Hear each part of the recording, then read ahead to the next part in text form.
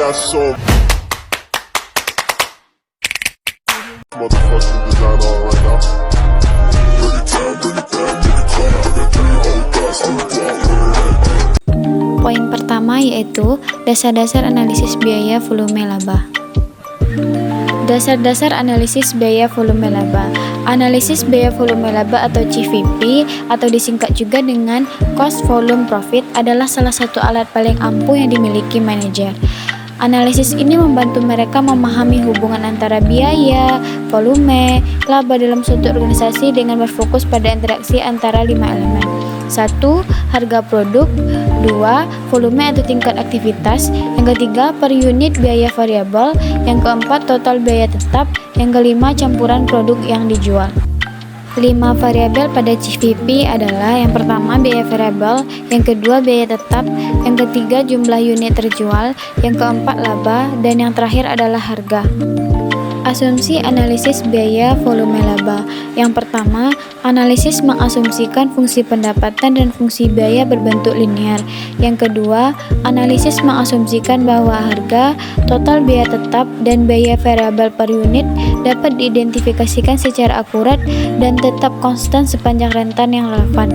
Yang ketiga, analisis mengasumsikan bahwa apa yang diproduksi dapat dijual. Yang keempat, untuk analisis multiproduk dapat diasumsikan bahwa bauran penjualan diketahui.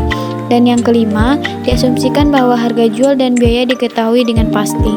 Pada dasarnya, ada 3 faktor yang mempengaruhi laba, yaitu biaya, harga jual, volume produksi. 3 faktor ini saling terkait antara satu dengan yang lainnya. Bisa dilihat pada gambar bahwa biaya akan mempengaruhi harga jual, dengan begitu akan mempengaruhi juga banyaknya atau besarnya jumlah barang yang terjual, serta akan memperkuat daya saing dalam penjualan di pasar.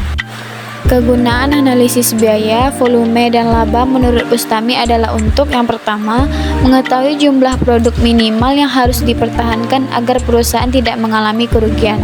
Yang kedua, mengetahui jumlah penjualan yang harus dicapai untuk memperoleh tingkat keuntungan tertentu. Yang ketiga, mengetahui seberapa jauh berkurangnya penjualan agar perusahaan tidak mengalami kerugian.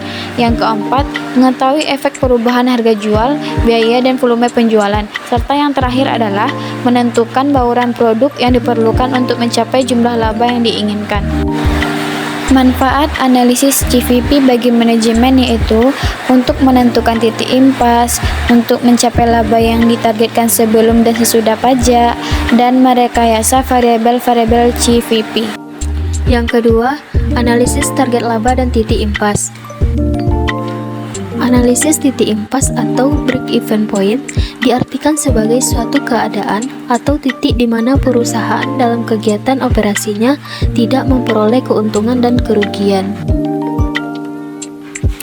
Singkatnya, break-even point ialah titik impas antara besar jumlah laba dan biaya suatu perusahaan dalam posisi yang seimbang, sehingga tidak mendapatkan keuntungan dan kerugian.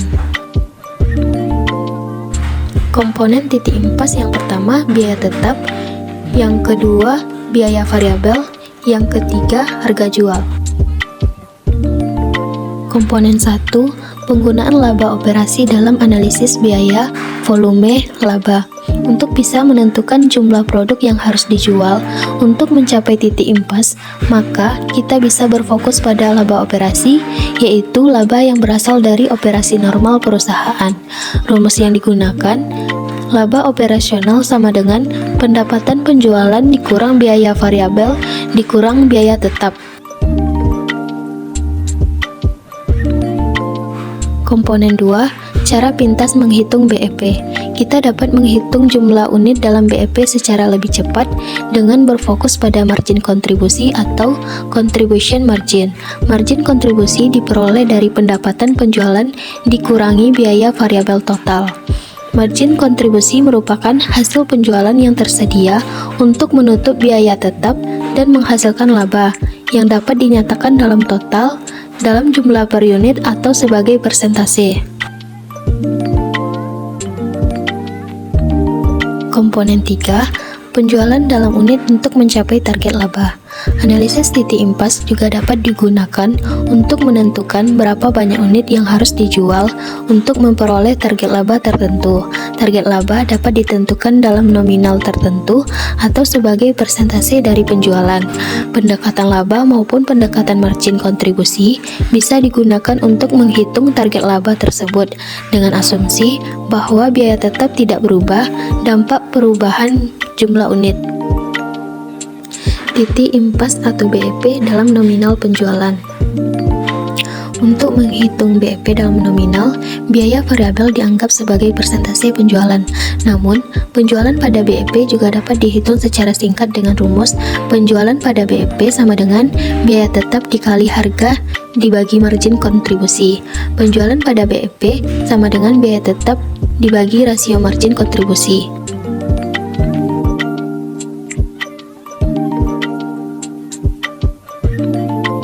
Dengan asumsi bahwa biaya tetap tidak berubah, rasio margin kontribusi dapat digunakan untuk menentukan dampak perubahan pendapatan penjualan terhadap laba, yaitu dengan mengalihkan rasio margin kontribusi dengan perubahan penjualan. Rasio margin kontribusi merupakan bagian penjualan yang tersedia untuk menutupi biaya tetap dan menghasilkan bagian laba. Poin yang ketiga adalah pertimbangan biaya volume laba dalam memilih struktur biaya. Yang pertama adalah struktur biaya dan stabilitas biaya. Berkaitan dengan promosi relatif, biaya tetap dan biaya variabel dalam organisasi. Organisasi selalu memiliki kebebasan dalam menentukan trade-off antara biaya tetap dan biaya variabel. Trade-off tersebut mungkin terjadi karena otomasi fasilitas sehingga biaya tenaga kerja langsung jauh berkurang. Yang kedua, operating leverage adalah ukuran sensitivitas laba bersih terhadap persentase perubahan penjualan. Jika operating leverage tinggi, persentase kecil peningkatan penjualan dapat menghasilkan persentase yang lebih besar peningkatan laba. Tingkat operating leverage adalah ukuran bagaimanakah pengaruh perubahan volume penjualan terhadap laba. Dengan rumus tingkat operating leverage adalah margin kontribusi dibagi dengan laba bersih. Jika perusahaan mendekati titik impas, meskipun hanya terjadi peningkatan yang sedikit tetapi memiliki pengaruh yang sangat besar terhadap laba. Hal ini menjelaskan mengapa manajemen akan selalu berusaha keras untuk meningkatkan sedikit saja volume penjualan. Yang ketiga, otomasi, risiko dan manfaat dengan perspektif biaya, volume, laba. Pergeseran struktur biaya memiliki pengaruh terhadap rasio margin, kontribusi, titik impas, dan tingkat operating leverage. Dampak ini dapat bersifat menguntungkan dan juga merugikan. Banyak keuntungan yang dapat diperoleh dari adanya otomasi. Perusahaan menghadapi risiko apabila memiliki biaya tetap dalam jumlah besar. Risiko ini memberi petunjuk bagi para manajer untuk berhati-hati menjamin bahwa keputusan investasi yang mereka buat sesuai dengan strategi jangka panjang.